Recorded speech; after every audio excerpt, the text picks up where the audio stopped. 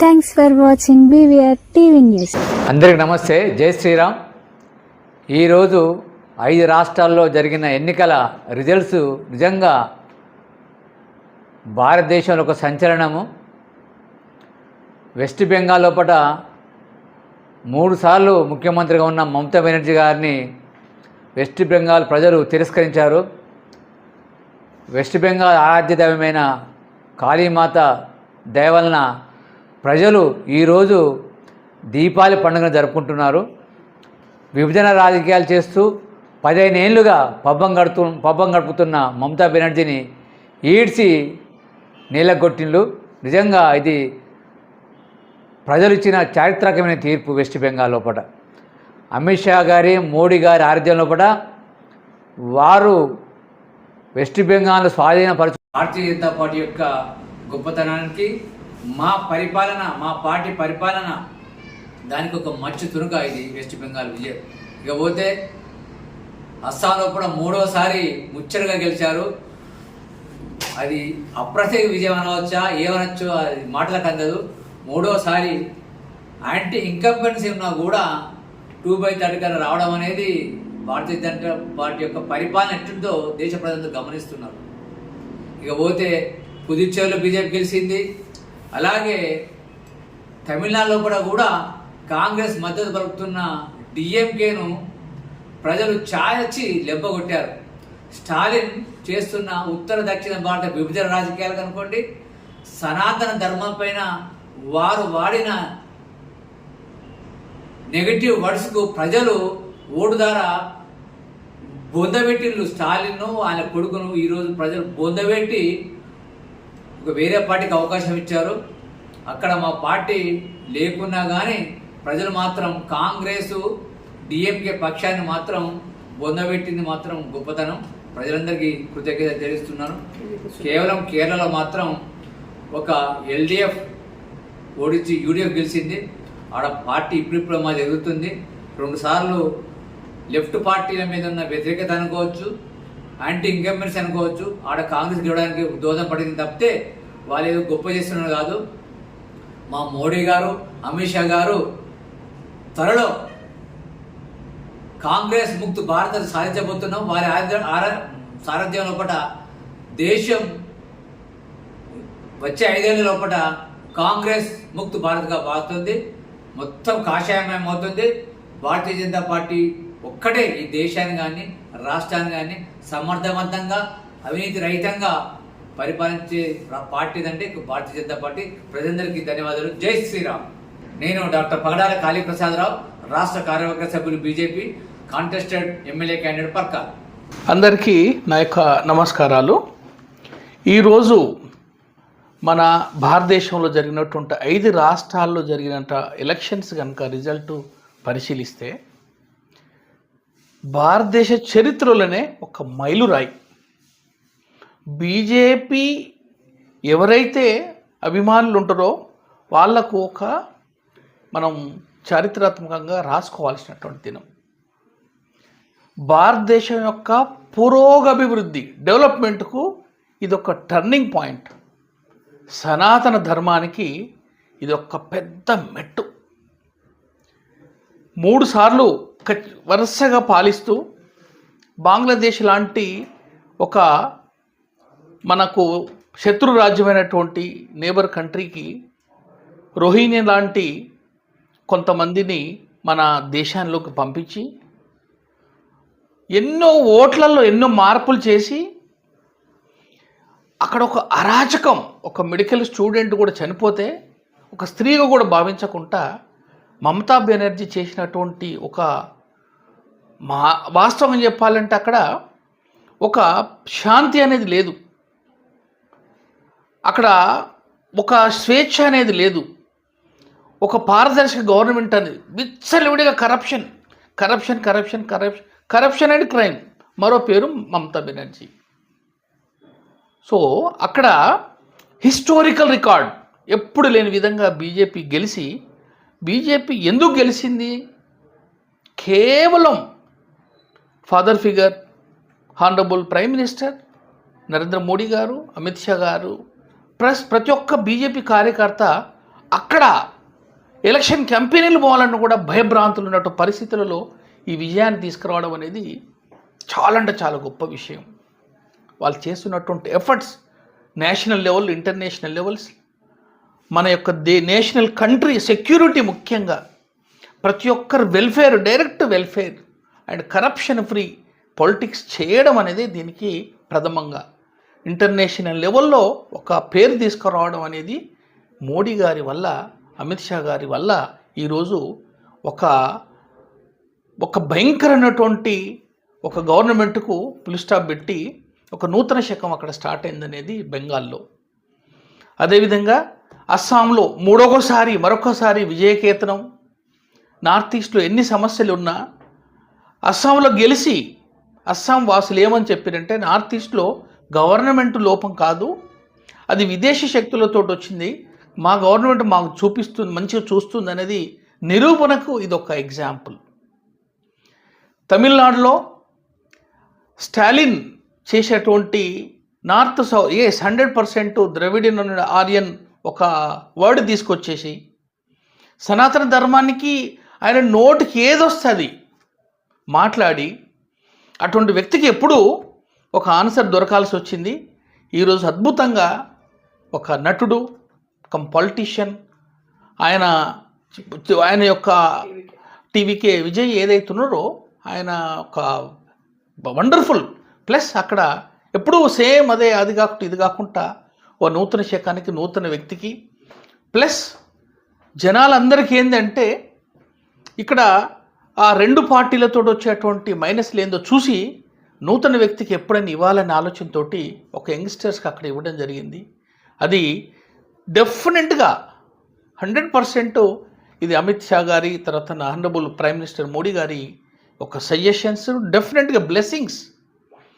ఇక పుదుచ్చేరి విషయానికి వస్తే ఇంటలెక్చువల్స్ కంప్లీట్ పుదుచ్చేరిలో సో సింగిల్ సైడ్ ఒక హిస్టారికల్ విన్. అది ఇంటలెక్చువల్స్, సగటు వ్యక్తి అందరూ ఇక్కడ అది మనకు పుదుచ్చేరిలో జరగడం జరిగింది.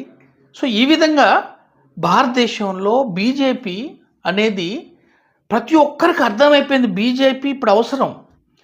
రాహుల్ గాంధీ గారు అనేది is not fit for prime minister అనేది ఆయన భాషను కావచ్చు, ఆయన వేషం కావచ్చు, ఆయన యొక్క ప్రొజెక్షన్స్ కావచ్చు, తప్పు అనేది ప్రజలు ఓటు వేసి నిరూపించారు. So we all better we celebrate. It's one of the most important auspicious day for all the Indians, our people, like no doubts in that. International forum also appreciating this historical victory of honorable Prime Minister Narendra Modi garu. Bharat Mata ki jai, Sanatana Dharmaniki jai. Me colonel doctor Macherla Bhikshapathi, Jangaon. అందరికీ నమస్కారం. చాలా సంతోషకరమైన దినం ఈ సంవత్సరంలో ఏదైనా ఉన్నదంటే మే 4వ తారీఖు. మొదటగా భారతీయ జనతా పార్టీ తరఫున వెస్ట్ బెంగాల్ ప్రజలకు కృతజ్ఞతలు తెలియజేస్తున్నాను. మొన్న జరిగినటువంటి 5 రాష్ట్రాల ఇలా ఓట్ల లెక్కింపులో వెస్ట్ బెంగాల్లో భారతీయ జనతా పార్టీ ఘనమైనటువంటి విజయం, 193 సీట్లు వచ్చిందంటే మామూలు విషయం కాదు. అది తృణమూల్ కాంగ్రెస్ అహంకారానికి ఒక చెక్ పెట్టడం జరిగింది. భారతదేశంలో ఒక అంగంగా భావిస్తున్నటువంటి వెస్ట్ బెంగాల్. ఎందుకంటే అందరు ఏమన్నారు, ఈసారి బీజేపీ కనుక బెంగాల్లో గెలవకపోతే అది బంగ్లాదేశ్కు పోతుందిరా అనే దాని నుండి ఈరోజు భారత్ మాతాకి జై అని ఒక్కొక్కరు జై శ్రీరామ్ అనుకుంటూ ఈరోజు అఖండ మెజార్టీతో గెలిపించినటువంటి వెస్ట్ బెంగాల్ ప్రజలందరికీ కూడా భారతీయ జనతా పార్టీ ఎల్లవేళలా రుణపడి ఉంటుంది. ప్రధానమంత్రి నరేంద్ర మోడీ గారి ఆధ్వర్యంలో, అమిత్ షా గారి చతురతతోని గెలిచినటువంటి ఎన్నికలు ఇది. భారతదేశం మొత్తంలో బీజేపీ ఏ విధమైనటువంటి పని చేస్తున్నదో డబల్ ఇంజన్ సర్కారు రావాలి అనే ప్రజలు ఇచ్చిన తీర్పుకు అనుగుణంగా మా పాలన ఉంటుందని తెలియజేస్తూ, రెండవది అస్సాంలో ఎక్కడ చూసినా కూడా, ఏ రాష్ట్రంలో చూసినా అధికారంలో పార్టీ మళ్ళీ రావట్లేదు. అది తమిళనాడు కావచ్చు, కేరళలో కావచ్చు. కానీ అస్సాంలో ముచ్చటగా 3వసారి అఖండ మెజార్టీతోని హిమంత్ బిశ్వాస్ మళ్ళా భారతీయ జనతా పార్టీ అధికారాన్ని కైవసం చేసుకున్నది. 100 సీట్లు వచ్చినాయంటే సెంచరీ కొట్టినామంటే మీరు ఊహించుకోవచ్చు. ఒక్కసారి భారతీయ జనతా పార్టీకి అధికారం ఇచ్చేదంటే ఏ విధంగా పాలనకు మచ్చు తునకగా ఉదాహరణ ఈ యొక్క అస్సాం అని తెలియజేస్తూ, అట్లానే స్మాల్ స్టేట్ పుదుచ్చేరిలో కూడా ఎన్డీఏ అఖండ మెజార్టీతోని మరి మళ్ళొకసారి కూడా అధికారంలో ఉండికుంటా కూడా, అంటే బీజేపీ ఉంటేనేమో యాంటీ ఇంక్యుబెన్సీ ఉంటలేదు, అదే వేరే పార్టీలకు యాంటీ ఇంక్యుబెన్సీ ఫ్యాక్టర్ ప్లే చేస్తుంది అంటేనే బీజేపీ యొక్క పాలన ఏ విధంగా ఉంటుందో తెలియజేస్తున్నాం. అట్లానే టర్నింగ్ అంటే ఒక సర్ప్రైజ్ ఈసారి వచ్చింది తమిళనాడులో. టీవీకే పార్టీ మన సినిమా యాక్టర్ విజయ్ గారు ఈరోజు మరి దాదాపు 107 సీట్లు ఇప్పటివరకు వచ్చినాయి. అంటే దాదాపుగా 11 సీట్ల షార్టేజ్ ఉన్నది. మరి అక్కడ మా భారతీయ జనతా పార్టీ ఏఐడిఎంకేతోని మరి పొత్తు కలిపి సెకండ్ లార్జెస్ట్ పార్టీగా మరి అవతరించింది. ఈ అధికారంలో ఉన్నటువంటి డిఎంకే థర్డ్ పొజిషన్కి పోయిందంటే తప్పకుండా ఆ యొక్క టీవీకే పార్టీ మరి భారతీయ జనతా పార్టీ మీదనే ఆధారపడాల్సి ఉంటుంది. ఏఐడిఎంకే అంటే అది కూడా తమిళనాడు కూడా మాకే విజయం వచ్చిందని మేము అనుకుంటూ, ఎట్లాగా ఎనీ కంగ్రాచులేషన్స్ టు విజయ్. ఎందుకంటే మొదటి అపేరెన్స్లోనే అంత పెద్ద గణనీయమైనటువంటి సీట్లు సింగిల్ లార్జెస్ట్ పార్టీగా అవతరించినందుకు వాళ్ళకు అభినందనలు తెలియజేస్తున్నాం. కేరళ ఒక్కటి మరి అది ఎల్డిఎఫ్ యాంటీ ఇంక్యుబెన్స్ వచ్చి ఈరోజు కమ్యూనిస్టు మొత్తం భారతదేశంలో తుడిచిపెట్టుకపోయింది. ఇదివరకు బెంగాల్లో, ఇప్పుడు కేరళలో కూడా. అంటే కమ్యూనిస్టు సిద్ధాంతాన్ని మొత్తం దేశ ప్రజలు తోసిపుచ్చినడానికి లాస్ట్ మెట్టే ఈ ఎల్డిఎఫ్ ఇన్ కేరళ. సో అక్కడ ఒక్క దగ్గర మాత్రం మా భారతీయ జనతా పార్టీ ఓటింగ్ శాతం పెరిగినా కూడా సీట్లు ఎల్డిఎఫ్కి వచ్చింది. కాబట్టి congratulations to the UDF leaders in Kerala. Thank you very much. Doctor పేసర్ విజయ్ చందర్ రెడ్డి, భారతీయ జనతా పార్టీ రాష్ట్ర కార్యవర్గ సభ్యున్ని, బీజేపీ కొత్తగూడెం జిల్లా ఇన్ఛార్జ్ను, ఇక్కడ పరకాల నియోజకవర్గం నుంచి 2 సార్లు కంటెస్ట్ చేసిన, హనుమకొండ జిల్లా red cross chairman, orthopedic surgeon. BVR ప్రేక్షకులకు నమస్కారం. ఈరోజు దేశంలోని 5 రాష్ట్రాల ఎన్నికల ఫలితాలు వెలువడిన సందర్భంగా ఒక్కొక్క పార్టీ ఒక్కొక్క ప్రాంతంలో తమ విజయోత్సవాలను జరుపుకుంటా ఉన్నది.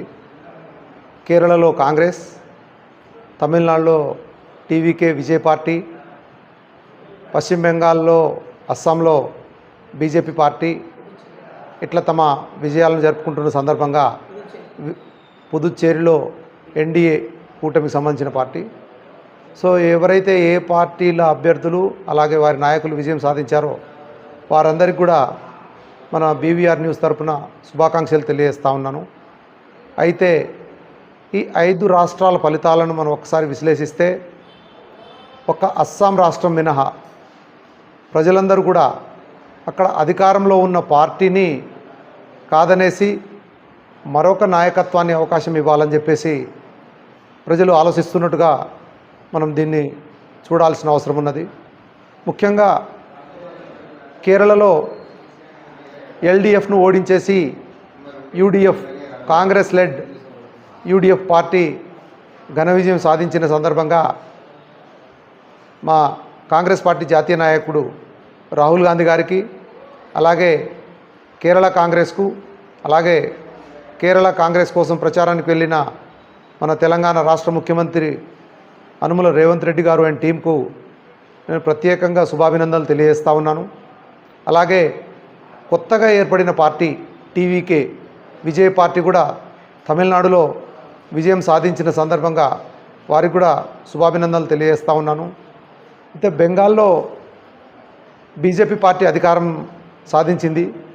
ఇది ఊహించిందే.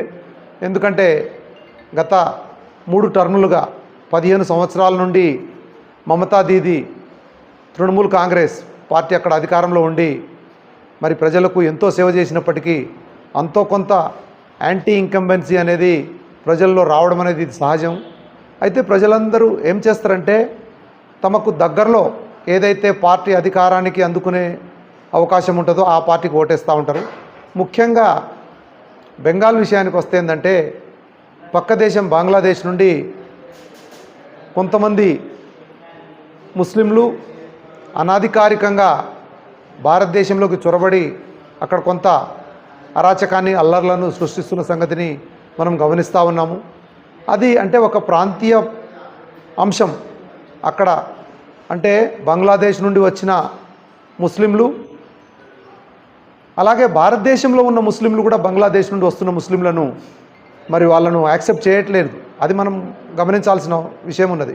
అంటే భారతీయులు వేరే దేశం వాళ్ళు వస్తూ ఉంటే వీళ్ళను ఏమన్నా మమతా దీది ప్రోత్సహిస్తుందేమని చెప్పేసి ఉద్దేశంతో ఇక్కడ మమతా దీదిని ఓడించిన అంశాన్ని దేశ ప్రజలందరూ గుర్తించాల్సిన అవసరం ఉన్నది. దీనికి హిందుత్వ అనే అంశాన్ని ప్రజల్లోకి బాగా తీసుకెళ్ళేసి మరి వీళ్ళందరినీ ఏకం చేసే దాంట్లో బీజేపీ కొంత విజయం సాధించిందనే చెప్పొచ్చు. కానీ బెంగాల్లో జరిగింది మొత్తం దేశం మొత్తంలో జరుగుద్దని చెప్పేసి అనుకుంటే అది ఎవరిదైనా భ్రమ అయిపోతుంది. ఎందుకంటే సమాజం చాలా వేగంగా మార్పు చెందుతూ ఉన్నది. సమాచారం చాలా స్పీడ్గా ప్రజల్లోకి వెళ్ళిపోతూ ఉన్నది. అతి సామాన్యుడు కూడా తన సొంత అభిప్రాయాలు స్వతంత్ర అభిప్రాయాలతో ఓటేస్తున్న పరిస్థితి. మరి ఇదే బీజేపీ దేశం మొత్తం ఇక తనే పాలిస్తున్నట్టుగా ఒకవేళ భావిస్తే మరి కేరళలో ఏమైంది నీ పరిస్థితి? మోడీ గారు కూడా తమిళనాడులో పోయి ప్రచారం చేశారు కదా, అక్కడ ఫలితాలు ఏమైనాయి? సో తమిళనాడు అనేది చాలా పెద్ద రాష్ట్రం, కేరళ కూడా ఒక పెద్ద రాష్ట్రమే. సో ఈ రాష్ట్రాల్లో బీజేపీ వెనుకంజ చేసిందంటే మోడీ గారు ఈ రెండు రాష్ట్రాల్లో దారుణంగా ఓడిపోయారని చెప్పేసి మనం చెప్పొచ్చు. సరే, వారు కొన్ని ప్రాంతాల్లో గెలిచినప్పుడు వాళ్ళు సంబరాలు చేసుకోవడంలో తప్పులేదు, కానీ దీన్ని దృష్టిలో పెట్టుకొని ఏదో అయిపోద్ది అనుకుంటే పొరపాటు. ముఖ్యంగా ఈ ఎన్నికలు ఒక మార్పుకు సంకేతం. ఈసారి మూడవసారి బీజేపీ కేంద్రంలో అధికారంలో ఉన్నది కాబట్టి మమతా దీది 3 సార్లు గెలిచిన మమతా దీది ఓడిపోయి చిత్తుగా ఓడిపోయి బీజేపీ ఎట్లయితే వస్తుందో వచ్చే 2029 ఎన్నికల్లో మోడీ ప్రభుత్వము చిత్తుగా ఓడిపోయి రాహుల్ గాంధీ గారి చేతిలో ఓడిపోయి 4వసారి మరి రాహుల్ గాంధీ గారు కేంద్రంలో అధికారం చేపట్టబోతుందని చెప్పేసి బెంగాల్లో వచ్చిన ఎన్నికల ఫలితాలే నిదర్శనం అని చెప్పేసి మనం ఈ సందర్భంగా అర్థం చేసుకోవచ్చు. జై కాంగ్రెస్. నేను మీ doctor Lakavath Lakshminarayana Nayak, TPCC member, ఇప్పుడు జనగామ